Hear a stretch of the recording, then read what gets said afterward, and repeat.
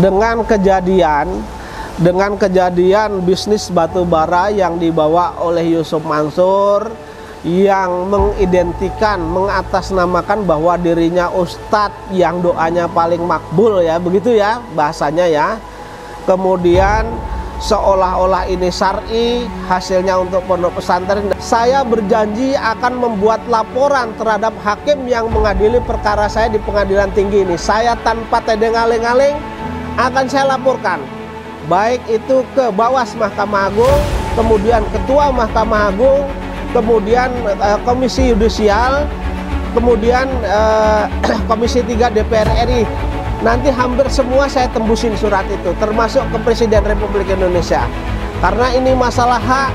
Kalau memang benar nanti di sana ada penyelewengan hukum, atau dibalik masalah hukumnya, atau penerapan hukum yang tidak sesuai dan ini disengaja, saya minta bahwa hakim-hakim yang memutus di pengadilan tinggi itu untuk dipecat. Setidak-tidaknya tidak diberi palu lagi, begitu.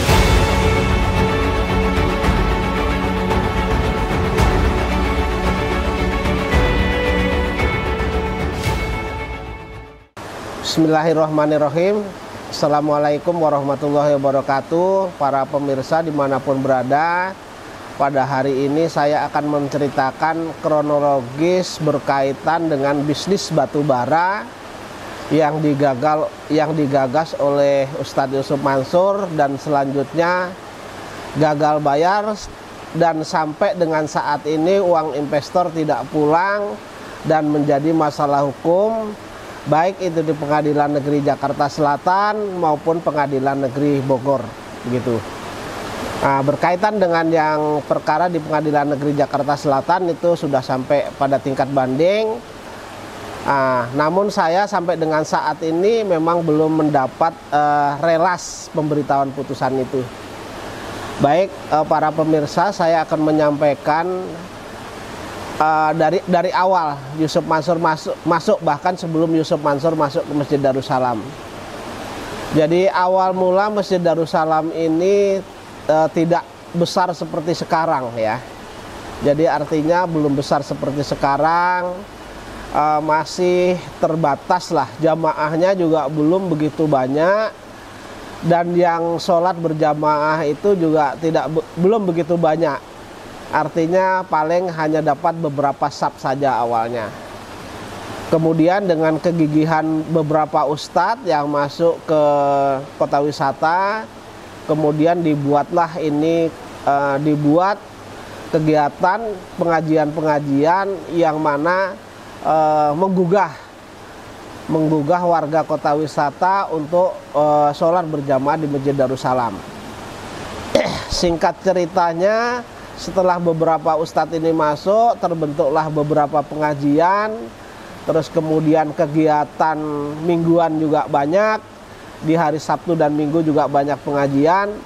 Jamaah Masjid Darussalam itu terus tumbuh berkembang begitu pesat.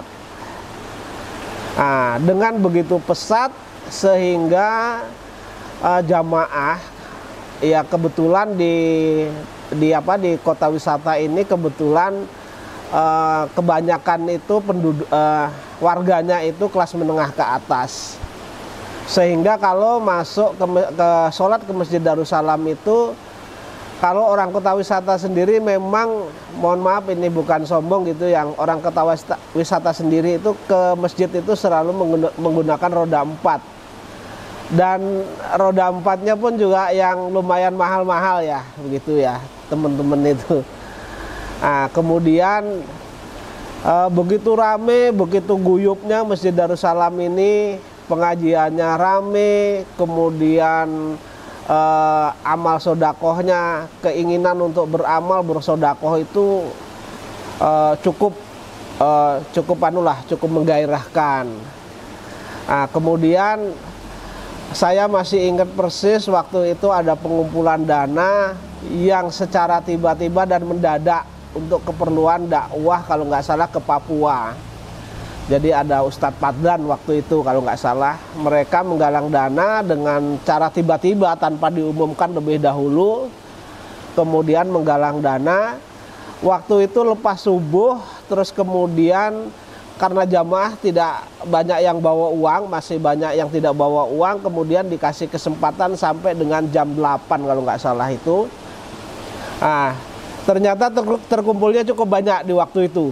Sekitar tahun 2008 atau 2009 tuh terkumpul itu kalau nggak salah hampir 100-an juta lah kala itu ya.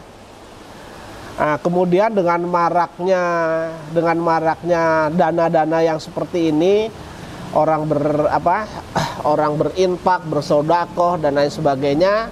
Kemudian beberapa hari kemudian ada Yusuf Mansur itu masuk ke Darussalam. Awalnya memang hanya berceramah biasa. Kemudian beberapa hari kemudian setelah berceramah biasa, saya tidak tahu apakah Yusuf Mansur melihat bahwa di sini ada potensi penggalangan dana yang cukup besar, menarik sedekah yang cukup besar atau tidak, saya tidak tahu. Tetapi Yusuf Mansur itu setelah pengajian biasa itu meminta kepada pengurus Masjid Darussalam, meminta agar jamaah dikumpulkan, kemudian mereka presentasi batubara. Nah, termasuk saya juga dikasih tahu waktu itu sebelum sholat maghrib itu diberitahu bahwa nanti setelah isya itu ada Yusuf Mansur mau berbicara masalah bisnis. Tolong nanti jamaah jangan pulang dulu, luangkan waktu untuk mendengarkan bisnis si Yusuf Mansur ini begitu. Nah, kebetulan waktu itu setelah maghrib kemudian isya, setelah isya itulah Yusuf Mansur diberi kesempatan untuk menyampaikan berkaitan dengan bisnis batubara itu gitu. Nah, Yusuf Mansur berpresentasilah berkaitan dengan bisnis batubara ini. Kemudian mereka mengatakan bahwa ini ada peluang usaha yang cukup besar, kemudian keuntungannya juga menjanjikan, kemudian sebagian dari keuntungan itu nanti diminta untuk bagiannya Darul Quran. Jadi bagiannya Yusuf Mansur sebagai bagian Darul Quran. Waktu itu Yusuf Mansur langsung mengatakan bahwa dalam bisnis batubara ini satu kali pengkapalan kurang lebih 1 bulan itu keuntungannya ada 28,6%. 28,6% ini kemudian diminta untuk bagian Yusuf Mansur itu nanti yang disedekahkan ke Darul Quran. Kebetulan Darul Quran waktu itu juga sedang membutuhkan dana yang cukup banyak. Itu mereka minta separuhnya. Bahkan Yusuf Mansur berkelakar bahwa dari keuntungan 28,6% itu saya cuma minta 14,3%, dia bilang gitu. Kemudian yang separuhnya lagi, yang 14,3% itu kemudian BMT Darussalam, lembaga keuangan yang waktu itu tujuannya dibentuk untuk mewadahi simpan pinjam, ya, pinjam kaum du'afa yang dimodali oleh jamaah Masjid Darussalam. Itu nanti mendapat bagian 3%, kemudian para investor yang menanamkan modal mendapat bagian 11,3%. Tapi kenyataannya begitu bisnis ini berjalan, kemudian BMT Darussalam Madani yang berada di kota wisata Cibubur ini memisahkan diri dari masjid, jadi sudah tidak ada kaitannya dengan masjid. Walaupun awal berdirinya itu di masjid, namun sudah tidak ada kaitannya dengan masjid karena ada lembaga hukum tersendiri, yaitu koperasi gitu. Nah, kemudian singkat cerita, setelah Yusuf Mansur itu presentasi, tidak begitu lama, tidak sampai 1 minggu, Yusuf Mansur mengutus orang yang bernama Adi Partner Perkasa untuk ke Darussalam. Kemudian orang yang diutus Yusuf Mansur ini mengaku sebagai direktur utama dari PT Adi Partner Perkasa yang menjalankan bisnis batubara ini. Kemudian Adi Pandar Perkasa ini mengajak jamaah Masjid Darussalam untuk meninjau lokasi tambang ke Kalimantan Selatan. Ada beberapa teman yang ikut ke sana, kemudian diajak ke tempat tambang itu. Memang ditunjukkan ada tambangnya, kemudian ada stockpile-nya, ada alat-alat berat, kemudian ada juga tempat penyimpanan batu baranya. Namun sayangnya yang diajak ke sana teman-teman ini tidak bertanya tentang legalitas kepemilikan dan lain sebagainya, baik itu legalitas PT maupun legalitas izin pertambangan itu begitu. Nah, singkat ceritanya, setelah pulang dari Kalimantan itu, jamaah merasa yakin, mereka mulailah berinvestasi, tapi jumlahnya tidak terlalu besar, ya masih kecil-kecilan dulu. Kemudian setelah jamaah ini berinvestasi, kemudian disusul dengan BMT Darussalam mengeluarkan suatu proposal yang inti dari proposal itu sama persis apa yang diceritakan Yusuf Mansur. Jadi berkaitan dengan masalah tambang, yang sedang digarap, kemudian keuntungannya, bagiannya sama seperti yang diceritakan Yusuf Mansur itu, yaitu keuntungannya 28,6%, kemudian dibagi 3.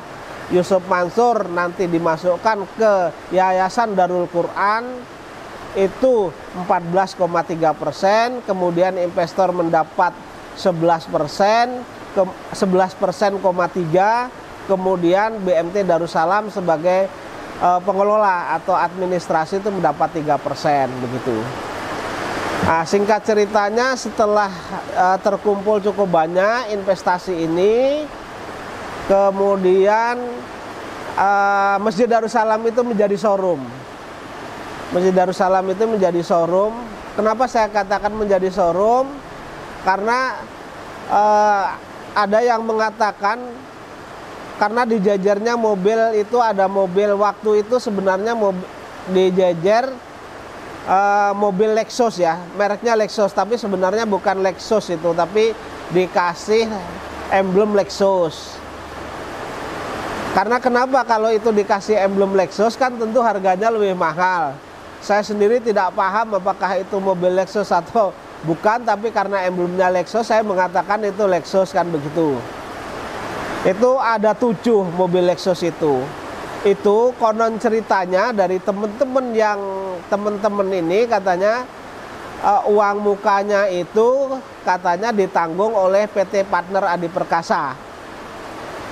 Kemudian angsurannya nanti diangsur dengan kalau ini yang berinvestasi akan diangsur dengan keuntungan dari investasi. Waktu itu saya ingat persis yang dijejer itu ada 7 yang emblemnya mobil Lexus. Kemudian ada lagi mobil juga waktu itu di bawah Honda Accord ya. Itu yang memiliki Pak Imron, almarhum Pak Imron begitu. Nah, kemudian diiming-imingi lagi dengan family gathering. Waktu itu ke Bandung ada sekitar 200 orang yang dikasih kamar free gratis ya, tinggal berangkat ke Bandung isi bensin sendiri, di sananya gratis semua. Terus kemudian ada juga family gathering ke Puncak. Ke Puncak ini yang dibawa anak-anaknya semua didoktrin dengan seolah-olah ini syar'i lah begitu. Nah, singkat ceritanya, setelah ini berjalan beberapa bulan, jamaah berlomba-lomba untuk berinvestasi dengan menurut saya sedikit dengan kalap ya. Karena teman-teman ini berinvestasi, sebagian ada yang pakai uangnya sendiri, ada yang nggak punya uang kemudian pinjem ke sana kemari begitu. Bahkan ada yang sampai jual rumah untuk berinvestasi. Dan bahkan yang berhutang itu ada beberapa orang yang sampai meninggal dunia pun tidak bisa membayar hutang begitu. Nah, kemudian di akhir tahun 2009 itu mulai macet itu, mulai macet. Jadi 2009 akhir itu mulai macet. Kemudian di akhir 2009 Desember itu sudah macet, sudah gagal bayar. Nah, karena gagal bayar, kemudian bukan di Januari tapi di bulan-bulan awal 2010 itu Yusuf Mansur diminta oleh jamaah atau investor ini untuk membicarakan bagaimana penyelesaian. Pada saat itu memang kondisi di Masjid Darussalam ini sangat genting sekali. Jadi saling curiga di antara investor satu dengan investor yang lainnya, dan hampir juga mungkin kalau tidak ada iman hampir juga pertumpahan darah. Karena sistem daripada bisnis Yusuf Mansur di dalam JBN ini juga multi level marketing juga. Jadi artinya yang bisa bawa orang mereka nanti dapat, kemudian orang yang setor kepada orang yang berpresentasi itu tentu mereka berprasangka bahwa yang jadi marketing itulah yang makan uang dan lain sebagainya. Nah, waktu itu sudah di Masjid Darussalam bukan lagi tidak ada kondusifnya lagi, bahkan sudah hampir seperti neraka menurut saya. Karena saya sendiri mengalami ketika saya sholat ke Masjid Darussalam itu selalu ditanya bagaimana pengembalian, padahal saya tidak ikut di sana, tidak ikut mengurusi, namun sebagai investor juga begitu ya. Nah, di dalam pertemuan antara investor dengan jamaah Masjid Darussalam ini, waktu itu tidak di kota wisata pertemuannya, dialihkan ke gedung serbaguna legenda di gedung serbaguna lab school ya, kalau sekolah global school di sana. Kemudian Yusuf Mansur di sana mengatakan, sudah Bapak Ibu sebagai investor lupakan saja adik partner perkasa, nanti saya yang akan mengganti modal yang Bapak Ibu store begitu. Kemudian saya termasuk orang yang waktu itu sedikit agak frontal. Saya bertanya, bagaimana saya waktu itu masih manggil Ustadz ya. Bagaimana Ustadz mau ganti? Saya bilang ini nominalnya cukup besar karena di atas 50 miliar kan begitu. Nanti saya angsur. Saya bilang kalau ini diangsur berapa angsurannya? Saya bilang begitu. Karena kan kalau ini diangsur, saya bilang ngangsurnya cuma 100-200 juta. Terus kemudian nominal yang harus dibayar itu di atas 50, sampai mati juga Ustadz nggak bisa bayar ini, saya bilang gitu. Sudah tenang saja, Allah yang ngatur gitu waktu itu. Cuman waktu itu juga tidak dibuat suatu perjanjian juga gitu. Nah, kemudian pulang dari sana, karena saya di sana banyak bertanyanya, kemudian banyak protes dan lain sebagainya. Saya itu belum sampai ke rumah ya, itu masih belum keluar dari perumahan legenda wisata itu sudah ada yang telepon saya. Pak Zaini jangan begitu gitu.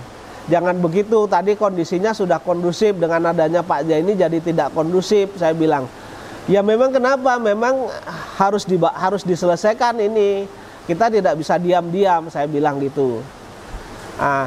Berakhirnya dengan waktu Yusuf Mansur mengangsur itu, memang beberapa kali Yusuf Mansur ada mengangsur, tapi sebagian kecil ya, mungkin jumlahnya mungkin bisa 100 juta, 150, 35 dan lain sebagainya lah, intinya kecil-kecil. Kalau itu dibagi ke jamaah ini, bagiannya karena ini jumlahnya besar secara proporsional. Seperti saya yang investasi 80 juta itu hanya dapat misalnya 26.000, 50 sekian misalnya gitu. Makanya saya yang uang pembayaran itu tidak pernah saya ambil karena jumlahnya terlalu kecil begitu. Jadi hari berikutnya setelah pertemuan itu, kemudian karena jamaah tahu saya lawyer, kemudian mereka selalu minta pendapat saya bagaimana caranya uang ini kembali kan begitu, investasi ini kembali. Kemudian saya memang dengan tegas mengatakan bahwa berkaitan dengan bisnis ini, saya menduga dengan keras ya, saya menduga dengan keras dari awal setelah ini macet itu, saya menduga bahwa ini kriminal murni ya. Jadi artinya pidana murni begitu. Nah, kemudian saya mengambil sikap waktu itu sudah tidak ada toleransi, sekalipun yang kita hadapi ini ustadz dan lain sebagainya. Saya mengatakan kita harus berbuat sesuatu, tidak ada toleransi. Ayo kita selesaikan ini dengan upaya hukum, baik itu pidana maupun perdata begitu. Nah, kemudian pada saat itu memang ada beberapa orang yang oke, tapi banyak juga orang yang tidak oke.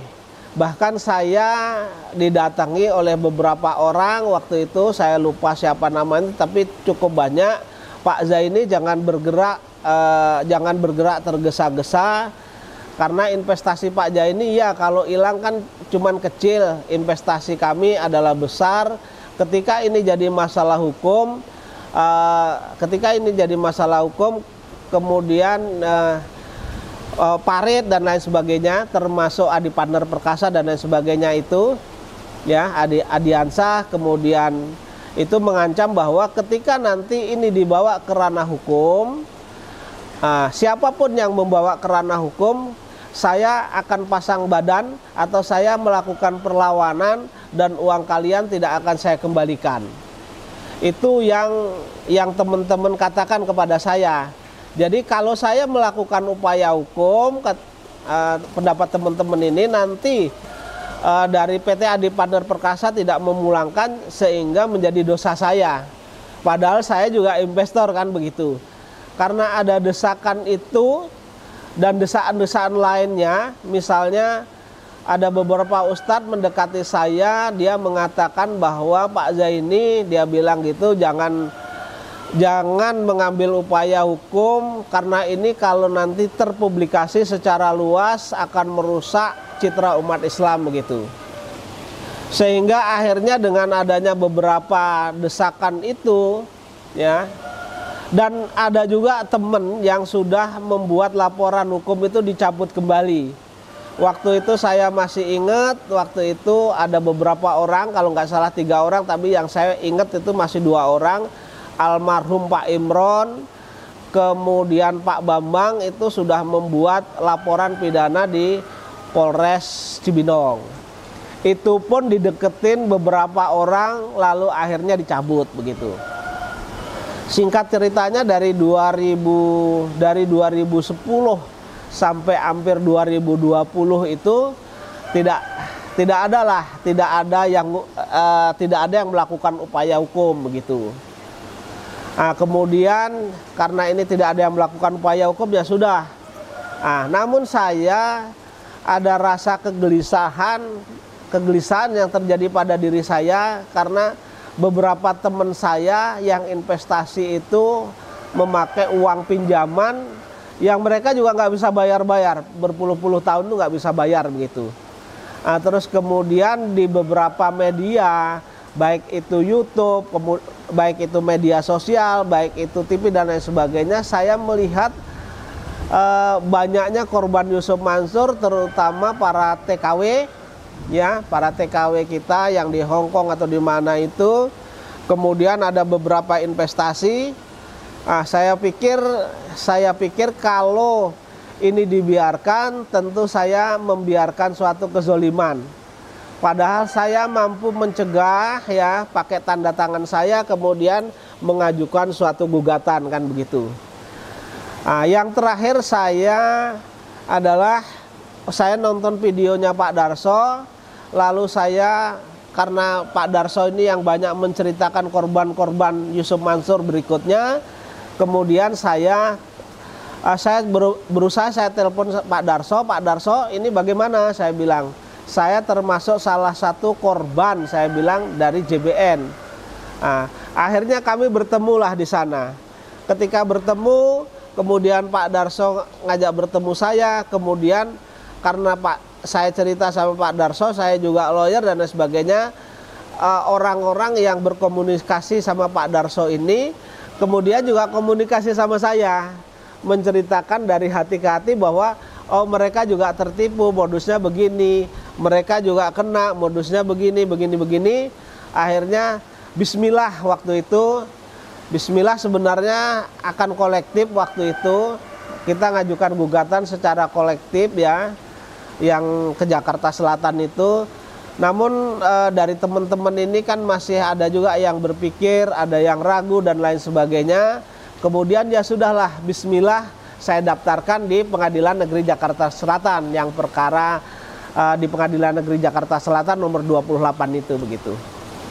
Kemudian berkembangnya dan sebelum ini didaftarkan perkara, sebenarnya saya juga mengajak Yusuf Mansur untuk persuasif ya. Artinya kami undang ke Masjid Darussalam ini, pertama kami somasi, kemudian kami undang ke Masjid Darussalam ini agar bisa berdialog dengan baik bagaimana penyelesaiannya. Namun Yusuf Mansur ini tidak pernah menanggapi somasi, juga tidak pernah menanggapi undangan begitu. Sehingga jalan keluar satu-satunya adalah mengajukan gugatan. Kemudian saya ajukanlah gugatan ke Pengadilan Negeri Jakarta Selatan. Karena saya lawyer, saya tidak perlu pakai lawyer ya kan.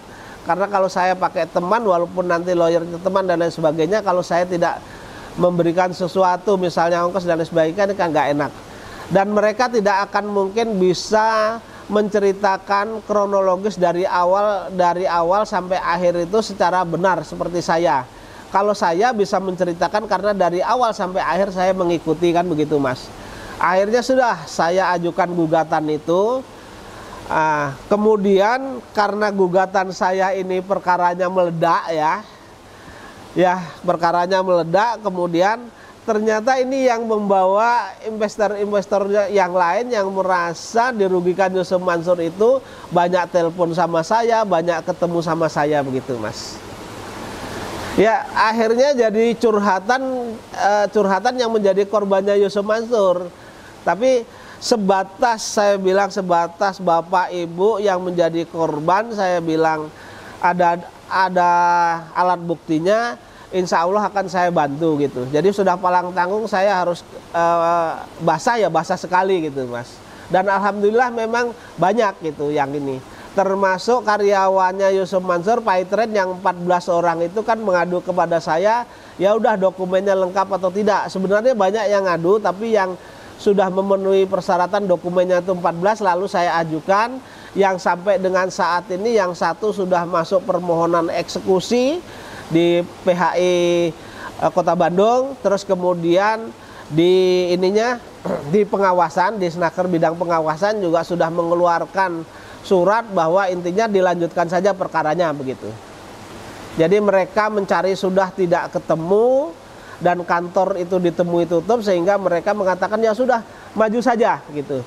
Diupayakan upaya hukum selanjutnya begitu. Setelah gugatan saya masukkan ya, kemudian karena Yusuf Mansur kan diundang ke sini nggak datang. Saya pikir mereka jaim lah gitu kan. Nah, kalau mereka jaim ya sudah, kami jamaah saja yang datang. Kebetulan waktu itu jamaah JBN juga banyak yang datang.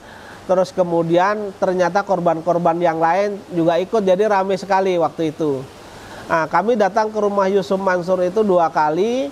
Yang pertama katanya sedang ada perjalanan. Oke lah, karena ini sedang ada perjalanan, kami ulang lagi untuk yang kedua kali.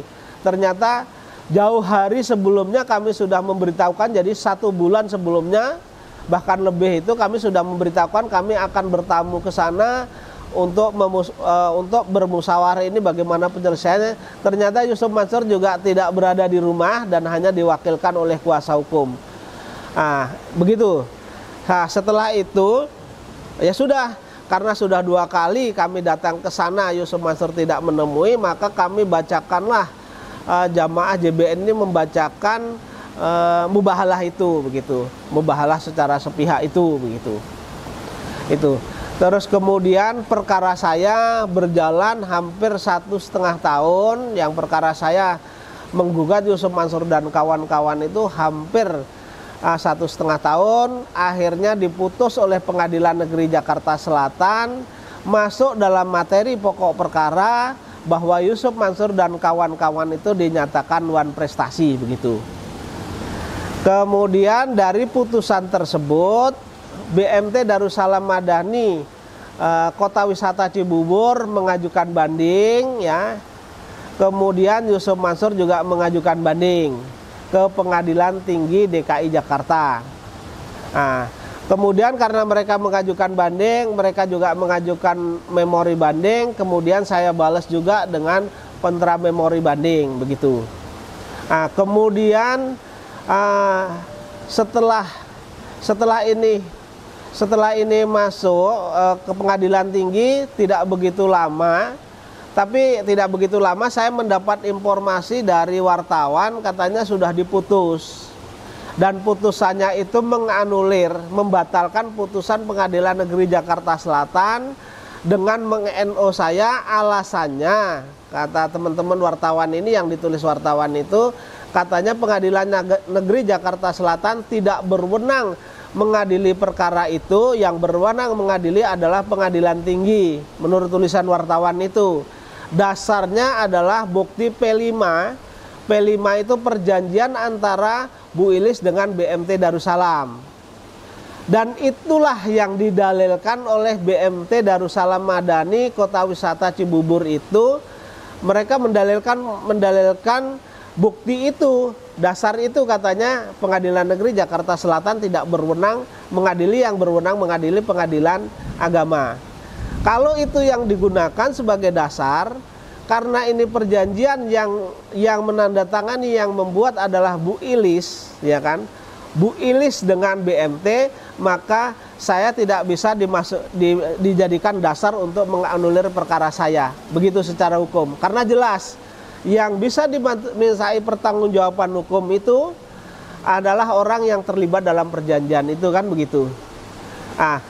Kemudian saya tunggu-tunggu nih, setelah mungkin sudah hampir 1 bulan lebih, 1,5 bulan mungkin, malahan sampai sekarang. Sampai dengan sekarang itu relas putusan itu belum diberitahukan kepada saya. Padahal saya menginginkan relas pemberitahuan putusan itu segera diberitahukan kepada saya.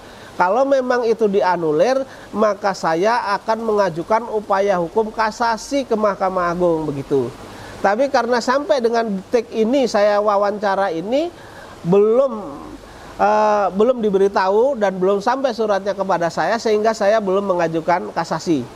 Dan nanti setelah saya mendapat pemberitahuan itu, maka seluruh putusan Pengadilan Tinggi itu akan saya pelajari, titik mana, pelanggarannya di mana, kemudian penyelewengan hukumnya di mana.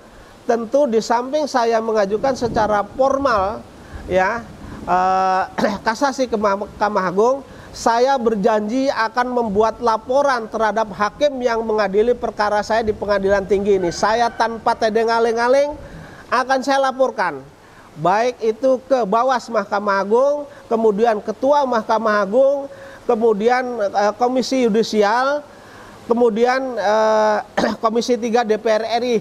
Nanti hampir semua saya tembusin surat itu, termasuk ke Presiden Republik Indonesia.